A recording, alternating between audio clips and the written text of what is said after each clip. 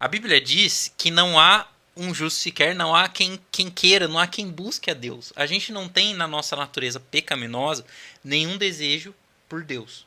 Nós não temos. Nós nunca vamos ter em nós aquele desejo de ir para a igreja, aquele desejo de ir para o culto. A gente não vai ter.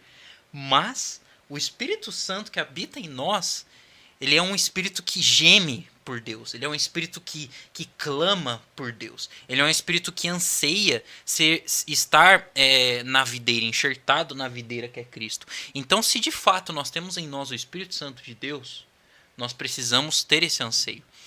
E não é questão de, tipo assim, eu gero esse anseio em mim. Não, o Espírito Santo que gera esse anseio em mim. Então, de novo, a gente volta ao que a gente falou lá no primeiro podcast.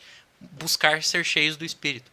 Porque Sim. se nós nos enchermos do Espírito, Exatamente. nós vamos ter em nós justamente isso que o Eduardo falou. Esse desejo por ouvir a palavra de Deus. Cara, não tô nem aí se eu tô com vontade no banheiro. Depois acabar o culto eu vou. Não tô nem aí se eu tô com sede. Depois eu bebo água. Porque eu preciso ouvir a palavra de Deus. Eu preciso cantar pro meu Senhor. Eu preciso estar junto com os meus irmãos. E esse desejo nunca vai vir da nossa carnalidade pecaminosa, mas sempre do Espírito Santo de Deus. Assim, por experiências próprias mesmo que eu já passei, cara, quando você não quer ir à igreja, geralmente é o tempo que você está mais distante de Deus. Exato. Cara, só isso explica você não querer ir à igreja. Quando você não quer e você vai, assim, se torna assim um peso, mas muitas vezes necessário. Para que você reavive novamente lá o seu amor por Cristo. Às vezes nós não realmente precisamos de ajuda dos outros irmãos. Sim. A Bíblia mesmo nos orienta para que nós ajudemos uns aos outros, né? Para que não fique ninguém para trás, para que um vá apoiando o outro na sua dificuldade. Senão não existiria discipulado. Exato. Né? Então, Deus não teria instituído a eclésia, né? A igreja. Exatamente. Então, assim, é muito importante você estar fundamentado numa igreja que pregue a palavra de verdade, numa igreja que vai te ajudar. A questão é, cara, você precisa estar fundamentado na palavra. E sim, nós vamos oscilar. Pedro oscilava demais. Exato. Pedro era o que mais oscilava. E, cara, quando ele estava com dificuldades, Jesus mesmo o ajudava. Jesus mesmo testava a fé dele. E ele, até que momento que ele sai para andar sobre as águas, ele afunda, porque ele não teve fé. Exatamente. Então, assim, mas ali Jesus tirou uma lição para ele, falou, cara, você precisa ter fé, você precisa confiar em mim, você precisa confiar que eu sou o Salvador. Não é que eu faço você andar sobre as águas, mas é que eu sou o Salvador, é isso que Jesus quis dizer. Agora, assim, nós mesmos... Cara, a gente precisa ter essa confiança, não que Jesus ele vai nos trazer coisas boas, só... Cara, não, no mundo nós vamos ter aflições.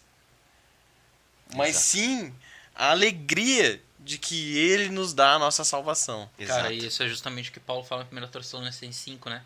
Ele fala, alegrem-se sempre, depois, orem continuamente, pois essa é a vontade de Deus em Cristo Jesus para convosco. Aí depois que ele diz isso, ele diz...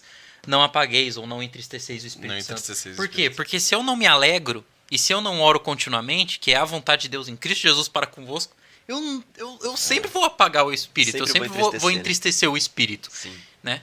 E eu acho muito bom porque, tipo assim, o que a gente vê hoje na minha igreja a gente está passando por uma série do tema Ame Sua Igreja.